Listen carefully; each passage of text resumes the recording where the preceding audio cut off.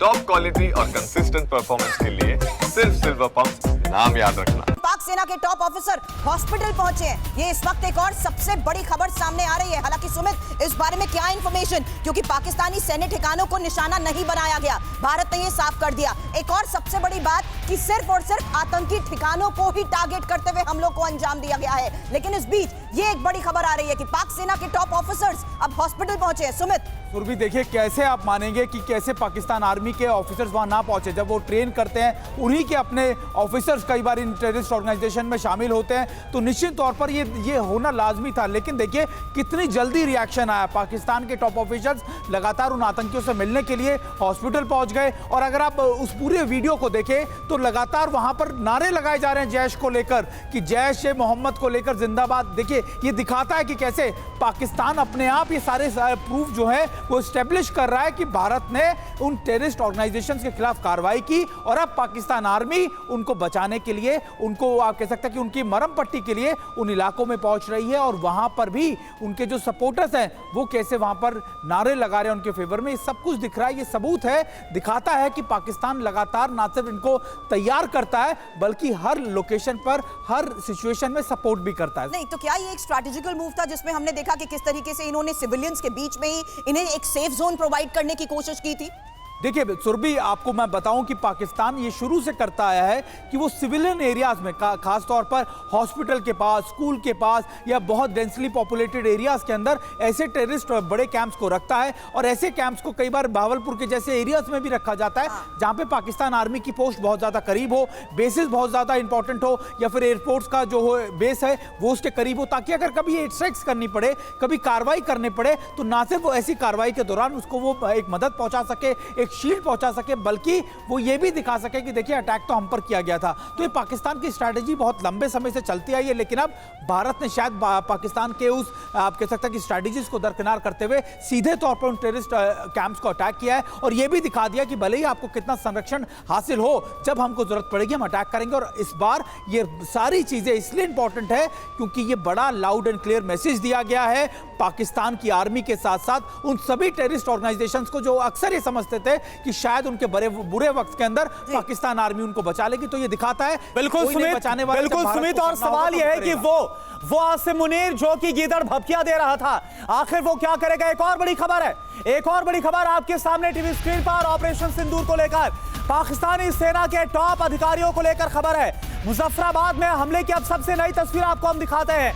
मुजफ्फराबाद में हमले के सबूत अब आप देखिए, क्योंकि इससे पहले जब पुलवामा के बाद स्ट्राइक की गई थी तब पाकिस्तान तो इनकार कर रहा था, लेकिन अब ये देखिए ये सबूत सामने आ रहे हैं। ये देखिए मुजफ्फराबाद की जहां पर आतंकी ठिकानों को नेस्तनाबूद किया गया, वहां पर जो पाकिस्तानी सेना के टॉप अधिकारी है वह अस्पताल पहुंचे हैं। जो आतंकी घायल हो गए हैं या फिर जिनको अस्पताल ले जाया गया है उनसे मिलने पहुंच रहे हैं वहां पर सेना के अधिकारी, उनसे हमदर्दी दिखाते हुए नजर आ रहे हैं सेना के अधिकारी। और ये तस्वीरें पाकिस्तान की एक और सच्चाई को पूरी दुनिया के सामने बयां कर रही है।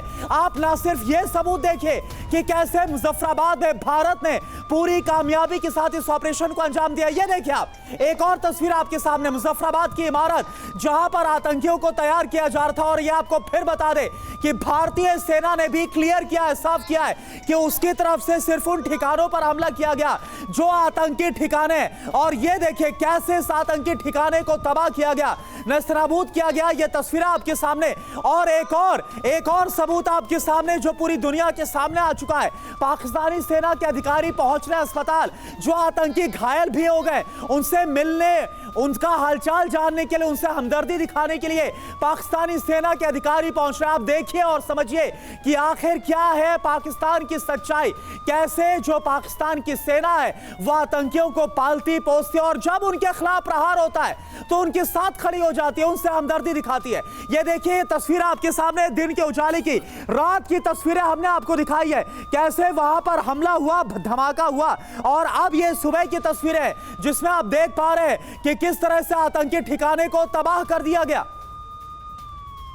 और एक और बात साफ हो चुकी है कि भारत अपने दुश्मनों को कभी नहीं छोड़ता है। आपको याद होगा उरी में हमले के 10 दिन बाद भारत ने बदला ले लिया था, उसी तरह पुलवामा हमले का बदला भारत ने 12 दिन में ले लिया। और अब ऑपरेशन सिंदूर तक पहलगाम हमले का बदला भारत ने 15 दिन में ले लिया है।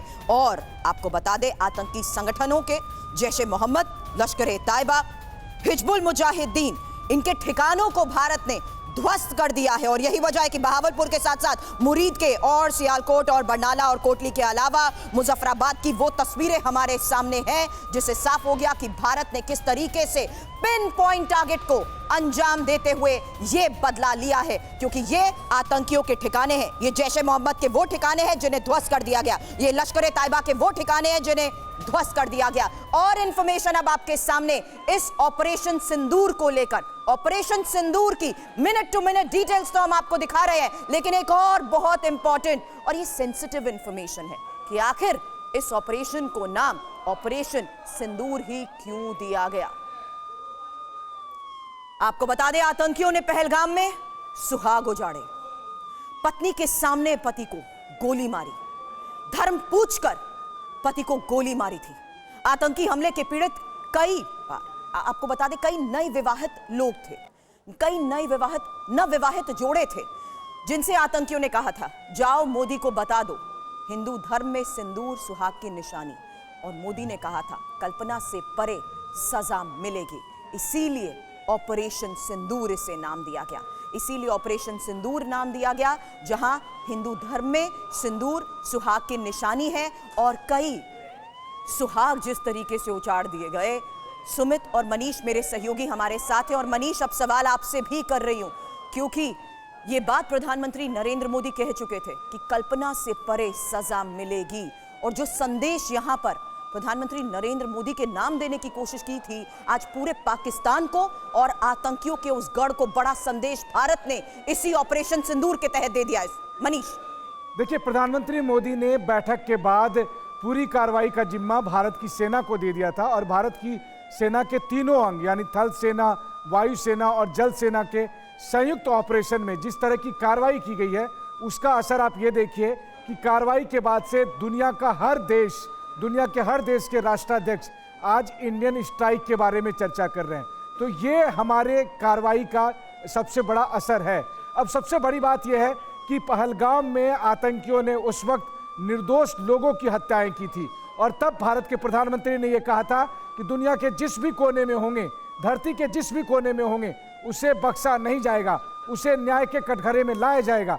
और संजोग की बात देखिए कि जब रात के 1:15 बजे के करीब में इंडियन आर्मी ने यह स्ट्राइक किया, उसके बाद से इंडियन आर्मी की तरफ से जो आधिकारिक बयान दिया गया था, उसमें यही दिया गया कि हमने इंसाफ कर दिया है। तो इंसाफ किन लोगों का किया गया? इंसाफ उन लोगों के लिए जिन्होंने जानें दी थी। उसके बदले में जो आतंकी थे, जो गुनहगार थे, जिनको पाला पोसा गया था, वहां पर उसके हेडक्वार्टर पर अटैक किया गया। और इस तरह के 9 जगह पर पाकिस्तान की सीमा में घुसकर 100 किलोमीटर अंदर जाकर 9 जगह पर जिस तरह के अटैक किए गए, जिस तरह का स्ट्राइक किया गया, वो 1971 के बाद ही एक इंफॉर्मेशन मनीष हम बता रहे हैं कि यही 9 ठिकाने क्यों। लेकिन सुमित, सवाल आपसे कर रही हूं, ऑपरेशन सिंदूर, क्योंकि जिन्होंने अपने पिता को खोया है, जिन्होंने अपने पति को खोया है, वो वाकई इस ऑपरेशन का नाम सुनकर भी ये कह रही हैं कि यही सच्ची श्रद्धांजलि है और ये अंजाम होना जरूरी भी था। देखिए, बिल्कुल ये उन बहनों का, उन माताओं की तरफ से जवाब है उन आतंकियों को जो समझते थे कि शायद निहत्थे लोगों को मारकर वो बहुत बहादुरी का काम कर रहे हैं। वो दरअसल ये समझ नहीं पा रहे थे कि शायद ये भारत की शक्ति जब उनको रिस्पॉन्ड करेगी तो वो रिस्पॉन्स कैसा होगा। और अब ये देखिए कि जिस शेल्टर को, यानी जिस जगह को वो सबसे सेफ जोन मानते थे, सेफ हेवन मानते थे अपने लिए, उसी जगह पर जब उनको जाके जवाब दिया गया। और ये इसलिए भी इंपॉर्टेंट है कि ये समझिए कि आप किसी भी निर्दोष को मारें, आप किसी भी पत्नी के सामने उसके पति को ऐसे निर्मम हत्या कर दे, तो ये जवाब देना लाजमी था। और ये भारत ने पहले से ही, आपको याद होगा, जिस दिन ये अटैक किया गया था उसी के बाद प्रधानमंत्री मोदी हो, चाहे आप कह सकते हैं रक्षा मंत्री हो, कई लोगों ने इस बात का ना सिर्फ खंडन किया बल्कि उन्होंने साफ तौर पर कहा था कि इसका जवाब वैसा ही मिलेगा जैसा वो सोच भी नहीं सकते, और हम जवाब निश्चित तौर पर देकर करेंगे। और 14 दिन के बाद करीब करीब वो जवाब मिला भी।